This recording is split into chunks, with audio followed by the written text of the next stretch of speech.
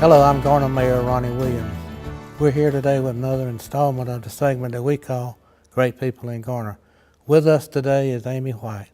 Amy, thank you for being here, and welcome to the show. Thank you, Mayor.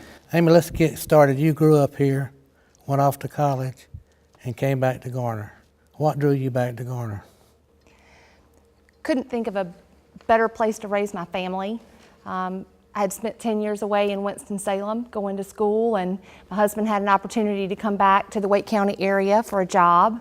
And we looked at a number of different communities, but really could have moved anywhere in Wake County, but chose to be back close to family, back to the community that I loved, and have never regretted that decision. And I don't believe you ever will. No, sir. Okay, you served a stint on the school board. What did you learn from serving on the school board about people and the school system? It's probably one of the most rewarding and agonizing experiences I've ever had. Agonizing in that you learn with a large school system. I think now they're the 18th largest school system in the nation, that you can't make everyone happy. And a lot of lessons learned. I was young, I was 35 at the time, and it was a time spent learning how to engage with people, how to fight for a position. I think the most amazing thing that I learned is that with a county this large, and really my advocacy for Garner was that with a county this large, everyone is not the same, and every pocket of the county is not the same, and the needs in different areas of the county. And those were the challenges, right? Those were the challenges, most definitely. Okay, the needs of students. What did you learn about the needs of students, and in your opinion, are they being met, or the time you served, were they being met? Well, Garner's a very diverse community. It's one of the things about Garner that drew me here, that I liked the fact that we were not a cookie cutter community, that we had folks from every economic level, we had diversity, we had folks that were professionals, we had folks that were engaged in the mechanical and professional careers, and that diversity of the environment really was what drew me to Garner. And so that being said, with families like that, that means you have students like that in your schools. So we had the highest of the high achievers, but then we had a lot of students, Ronnie, who needed a little extra help in school. And as the years progressed on the school system, we began to see that data unfold, and really the focus on end of grade testing and end of course testing at the high school. It became clear that we had students in Garner who were not getting the attention that they needed in the classroom. And so You worked to bring that to a close, didn't you? well, I'm not sure that I worked to bring it to a close, but we worked to bring it to the attention of the folks that were in a decision-making position, so that we could bring the funding and the resources and the needed academic support for the kids, because I think everyone in Garner deserves to have the same opportunities as the rest of the children and the families in Wake County. Okay, the Community of Hope, that's primarily why we're here today. How did it get started? And I know it's based out of your church, but how did it get started? And just tell us about the work that they do. It really is a fantastic story. And I will say that I was just in the right position at the right time to connect. Really, there was a federal grant, and I learned about it while I was on the school board. It was called the 21st Century Learning Partners Grant, and it came out under George Bush's No Child Left Behind Act. And the grant was actually geared towards getting faith-based community and faith-based organizations to partner with school systems to identify children who were at risk that needed a little extra help, because school systems were learning quickly that they could not do it all in the time that they had the children on campus from 8 to 3. And so they put together grants for organizations to provide after-school programs. We call it safe structured activities during non-school hours. And that meant once the children left the school in the afternoons from 3 o'clock, what were they doing from 3 o'clock to 6 o'clock? Well, I already knew from the data that I had seen about the schools and the performance of students in the classroom that we had kids that weren't getting all of the academic support in the classroom, and it made several of us think, okay, what could we be doing to support students further academically after school? Would Garner qualify for an after-school program in our area? Were there any existing programs that were academically focused in our area? And the answer resoundingly was no. And so a group of people got together. We wrote a fantastic grant. We partnered with the Jordan Institute of Social Work at the Department of Social Work at UNC Chapel Hill. They helped us do a survey, and we got the data that we needed, and we wrote this grant. And it was amazing. It was a $1.4 million grant split over 4 years. So it sounds like a lot of money and a lot to be really excited about, but there were 3 different sites that ended up becoming after-school programs, and First Baptist Church was one of those sites. So even though I was involved in the original grant writing process and the survey that was done, once it got to the church level, it really was a group of individuals that came together and said, what can we do as a faith-based community to surround these families and these children with the support that they needed? And a group of leaders at the church said, absolutely, we would love to have an after-school site here on this campus. And then from that, we decided perhaps it might be a good idea to form a nonprofit organization, and we named it Community of Hope. And so our very first program was the grant-funded program under the federal No Child Left Behind Act, 21st Century Community Learning Partners Grant, and we had about 100 kids that first year for after school, and that really is how it got started, and it has exploded since then. Your staff all volunteers? It's a mixture of volunteers and a lot of volunteers. Oh my goodness, we could not do it without our volunteers, and I really think that's the strength of Community of Hope in this community, is that we have so many people that agree that every child deserves the opportunity for an equal education. Every child deserves to have strong literacy and math skills, and when you have folks that believe in that, they're willing to give their time and their resources. We probably have a core of about 30 volunteers who are consistent with us on a weekly to monthly basis that serve in any number of our programs. Your food pantry, it's open, what, 2 or 3 days a week, is that right? It is. We wish that we could be open every day of the week. The needs in this community for folks that are nutritionally challenged are amazing. We gave out about 113,000 meals, 113,000 meals in the Garner area in the year 2012. And Ronnie, we're only open Tuesdays and Thursdays for 1 hour. Tuesdays and Thursdays for 1 hour, and then of course the third Thursday of the month from 6 to 7, and that allows folks who are in the working environment who may still have those same needs for food and nutrition, but they have a job. So we needed to offer an evening hour for folks to be able to access our services. Other than what we talked about, what other services does the Community of Hope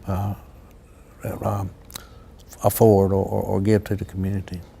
We have a summer camp program for our kids, and that really was an outgrowth of the after-school program. We said, okay, these folks that we have on our campus 9 months out of the year during the traditional calendar school year, what in the world are they doing with their summertime?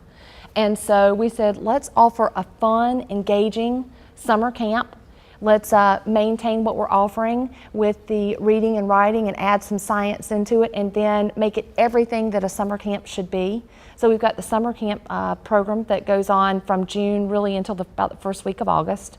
We have a program that we call crisis housing or crisis assistance, and that offers financial assistance to folks that are struggling to meet heating and lighting bills, basic living expenses, perhaps some medical needs. And then for the occasional family who is displaced, suddenly from their homes, particularly families with children. We offer assistance for them to have short-term housing, a housing haven, so that they can regroup and make a decision about where they're going to search for permanent housing. The Garner business community has always been good about supporting such agencies. Do you have that kind of support from the Garner area businesses? We do. In fact, I don't think there's one citizen, one business, one corporate organization or civic organization who doesn't believe that all folks need to be served if they're hungry, and that all children need to have access to quality academic environments. And so, that being said, the Garner business community and really the Garner civic community with the Rotary Club, the Civitan Club, the Optimist Club, Able to Serve, and any number of different organizations that I haven't mentioned have come together to partner with us to make sure that we're able to provide the resources that we need. And again, I would tell you, the strength of Community of Hope is in the partnerships that have been able to be built, and the number of folks and individuals that have said yes and said, we believe in this cause and we want to help you make a difference. And you mentioned part of the process, but it has become self-sustaining. And how has that evolved over time? That's a great question. If you'll remember, the original grant was $1.4 million. It was split over 4 years between 3 sites, which really ended up giving our site about $100,000 a year for the first 2 years, and decreased the 3rd year and the 4th year in the 4th year grant. So at the end of the 4 years, not only did we have an after-school program that was up and running, but we had also launched our food pantry, because we realized that children in need are indicative of families in need, and we kept having families approach us and say, I really am having a hard time making ends meet for my family. Is there anything else that you could do for us? And it became evident to us that providing groceries for 1 week at a time was a terrific way to do that. So, back to the question. Took you a while. Well, no, I just wanted to pull it together, but you're right. So we had 2 programs operating, and at the end of the 4th year, we weren't sure exactly where all the money was coming for, but we had started our own fundraising process, and we started building partnerships with the business community. And I have to say that First Baptist Church and the individuals that have been a part of First Baptist Church were the initial sustainers for this program. And without their support, we could not have made Community of Hope sustainable in that first year.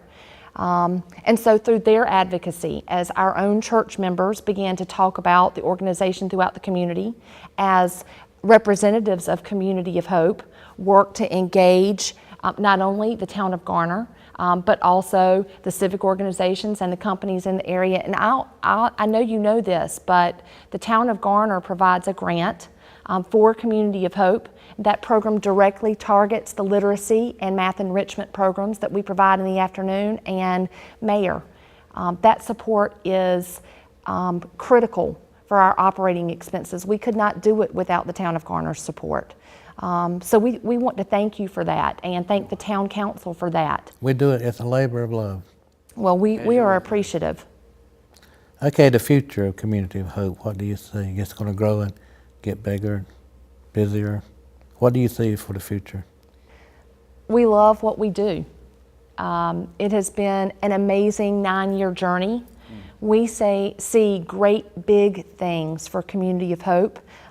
Number one, because we have a great big God, and we know that there are continuing, growing needs in our community. We wish that we could say that we're eradicating hunger in our community. We wish that we could say that every child was on grade level. We wish that we could say that there are no homeless folks in our community, but the truth of the matter is there are, in all 3 of those categories, and we see our need and we see our role in filling that gap. And so one of the new programs that's coming this fall in 2013 is a program called Jobs for Life. And it really is going to move our program from just providing everyday needs basically moving from giving a hand out to giving a hand up. And this is going to move some of our clients from basically being underemployed to being prepared for employment. So Jobs for Life is a job skill readiness program, and it's an 8-week program. We'll hold classes. They'll learn about resume building and professional attire and all sorts of, I guess, all the things that you would need to be prepared to get a job in our community or in Wake County, in the hopes that they would move beyond dependency on us to dependency on themselves. And we are thrilled to be able to be the first organization in Garner to offer that program. We would love to see a counseling program come alongside with us to provide some of the support that folks need as they're struggling and the strife of living in poverty, or the strife of having a child that has an academic need that you know that they're going to need to be successful in school. So I think the ceiling is unlimited, and as long as we keep focusing on what we're supposed to be doing to be obedient to God, and that means, serve those in need, the oppressed, the hungry.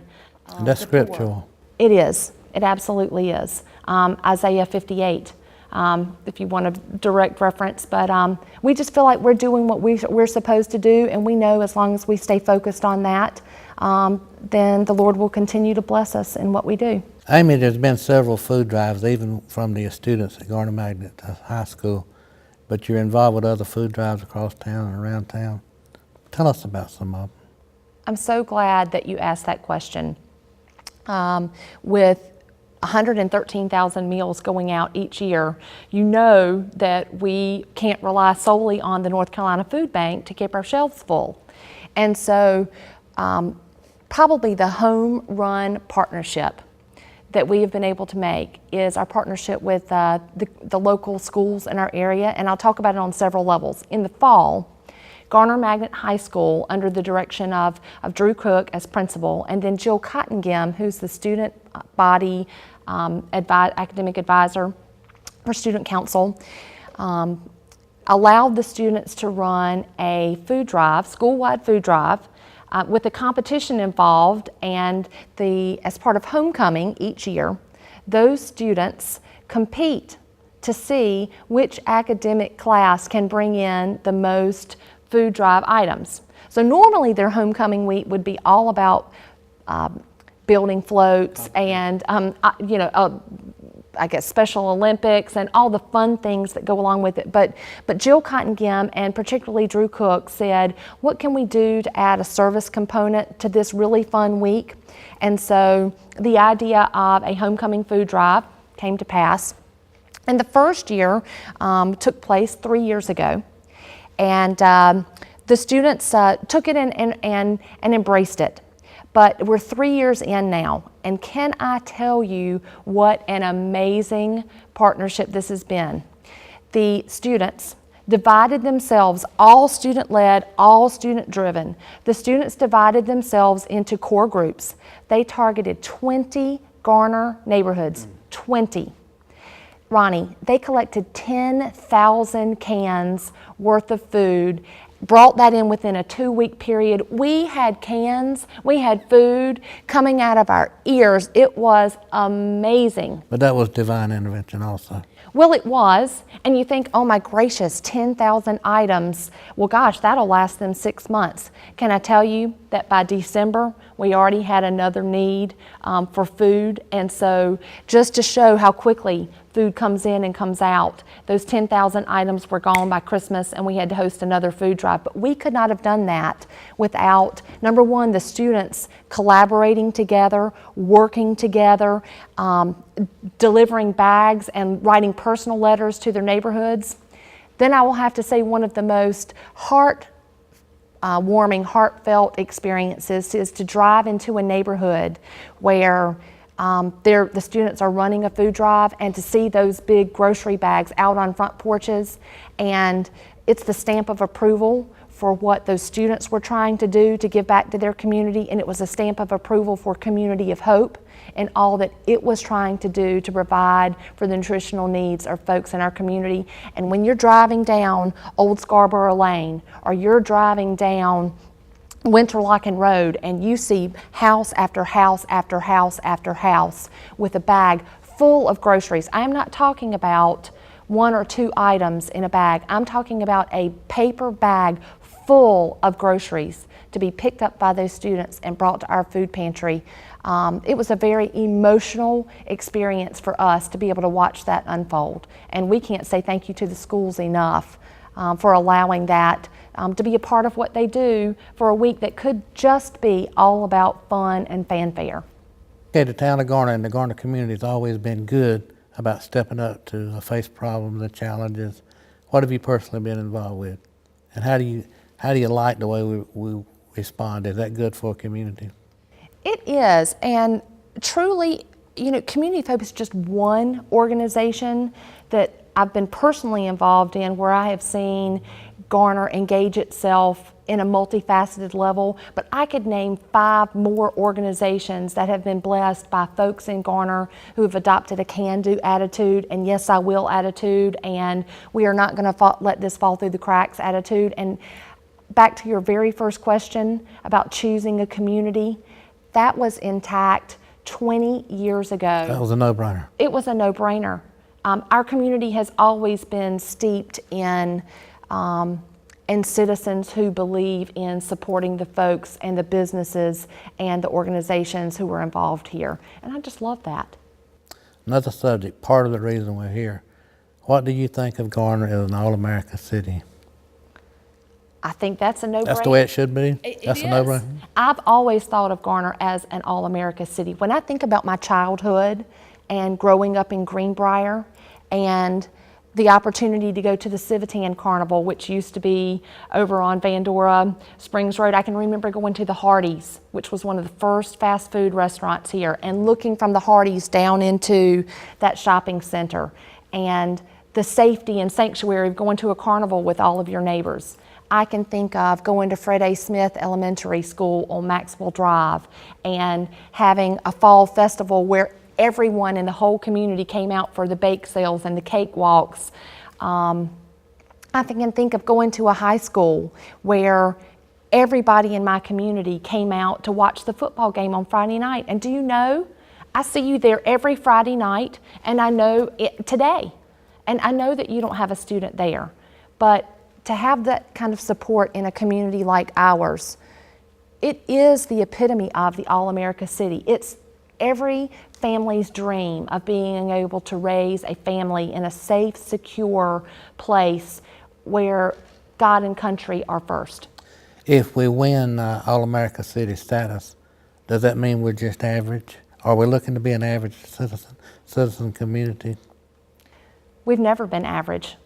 In fact, I think in everything that we've pursued, we've always pursued excellence.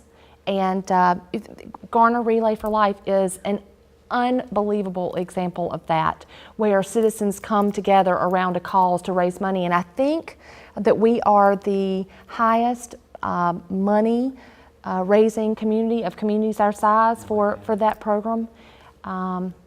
No, average is not in our vocabulary. It's always been shoot for the stars, and I can't think of a single instance where we have tried to do something. We made sure that they didn't close our library. We made sure that they didn't run the red route through Garner. How many more examples do you need? We've always been about excellence. Okay, as we close out, anything else you want to touch on? That's the toughest question of all. You got 30 minutes.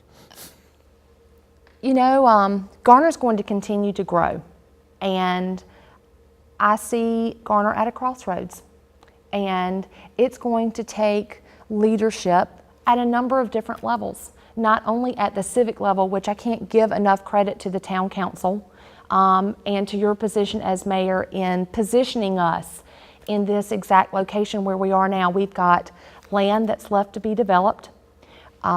We have an amazing number of amenities to offer to our community. And I see us at a position now where we really are the shining star of Wake County, and every decision that's made that far is only going to add to the benefit of our community, that we add to the citizens who choose to live here. And so that makes me excited, because I'm hoping that my children, who are now, I've got one in college, I have one that's a sophomore at the high school, I'm hoping that they will return to Garner with their families, and that I'll be able to have children that are raised in this, grandchildren that are raised in this community. So it just makes me excited. Amy, thank you for your time. I thank you for your time. It's always a pleasure.